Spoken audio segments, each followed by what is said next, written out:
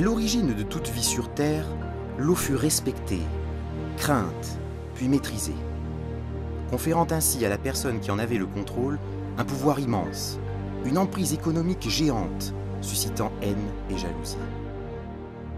Il n'est pas étonnant de retrouver ainsi, en Alsace, un cours d'eau à la taille modeste, apprivoisé par l'homme et géniteur au fil des siècles de conflits parfois dérisoires.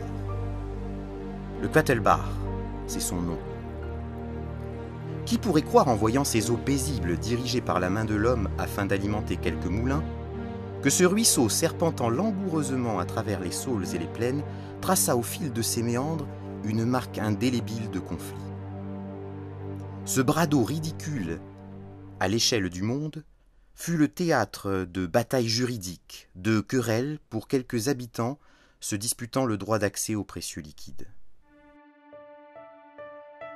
Le 5 novembre 1769, un ingénieur du roi Louis XV doit arbitrer le droit d'accès des communes du Quattelbach à l'eau et réglementer le débit fourni par les écluses pour les moulins et les champs.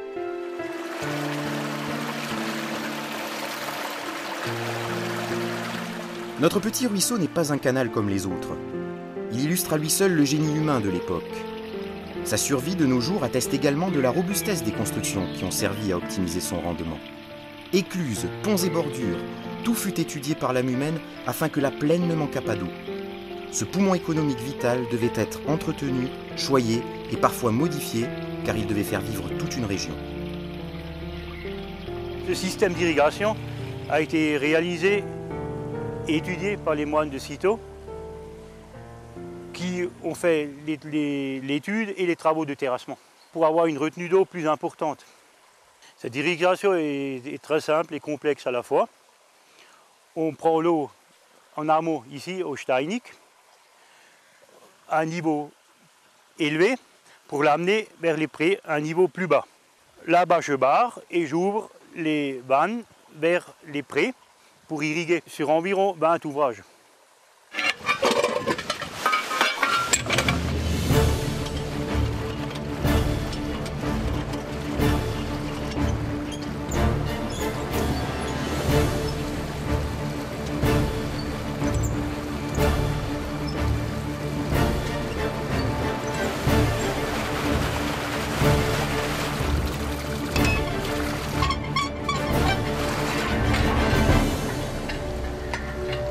À l'époque, il n'y avait aucun moyen de prélever de l'eau à la nappe phréatique.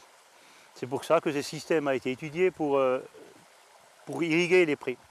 Les agriculteurs aisés donnaient la pièce pour creuser leurs prés plus bas par rapport à leurs voisins pour avoir une retenue d'eau plus importante.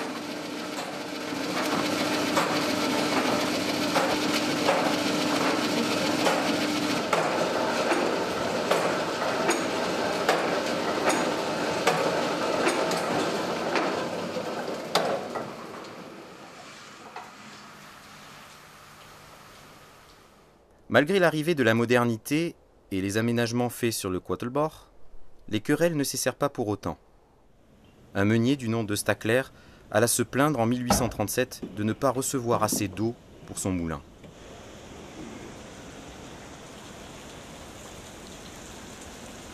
Voilà. Par ce décret, vous aurez accès à l'eau du Quattelbach et les paysans pourront irriguer leurs champs une fois par semaine.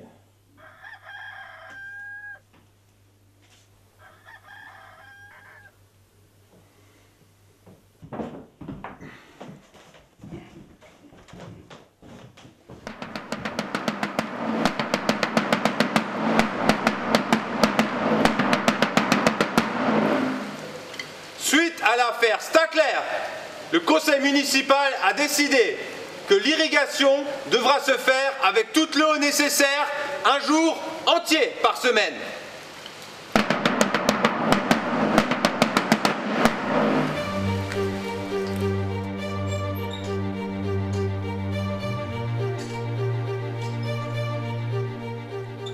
Cette eau qui reflète l'âme des prés est alimentée par le Quattelbach.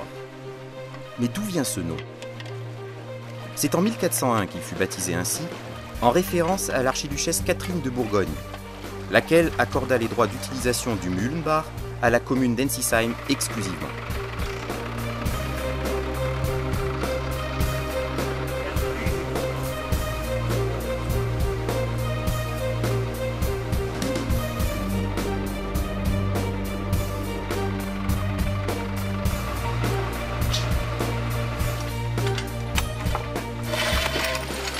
J'ai ouvert 2 vannes vers les prés, bloqué celle-là, et c'est reparti pour 4 heures.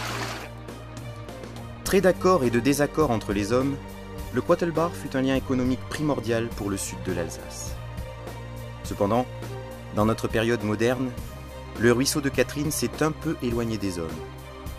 La nature y a repris des droits certains et la végétation jette un voile pudique de verdure sur les conflits qui ont parcouru les méandres de ce cours d'eau si particulier.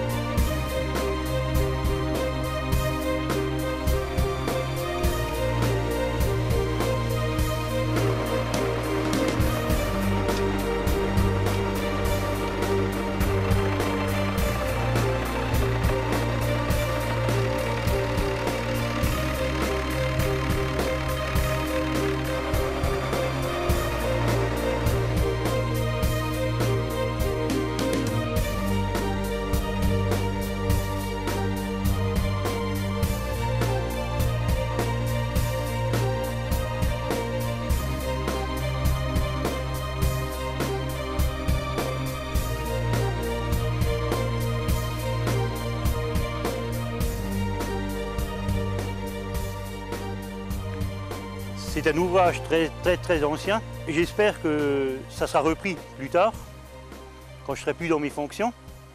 Ça me ferait mal au cœur de voir tomber tel ouvrage à l'abandon.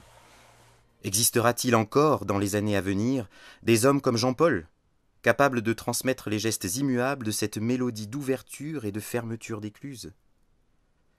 Y aura-t-il des volontaires pour veiller sur ce canal afin que jamais il ne déborde? Serons-nous encore capables d'apprécier, malgré le confort moderne, le génie de ces constructions qui ont fait de ce bras aquatique une artère économique vitale? Espérons qu'un chef d'orchestre vienne à son tour reprendre la partition musicale jouée par les eaux domestiquées du Quattelbach, redonnant ainsi aux hommes le lien qui les unit à la nature et au rythme des saisons. Laissons-nous enfin surprendre par cette histoire si particulière d'un cours d'eau pas comme les autres, qui nous réserve encore certainement dans ses eaux saumâtres des tours magiques à l'ouverture d'une écluse.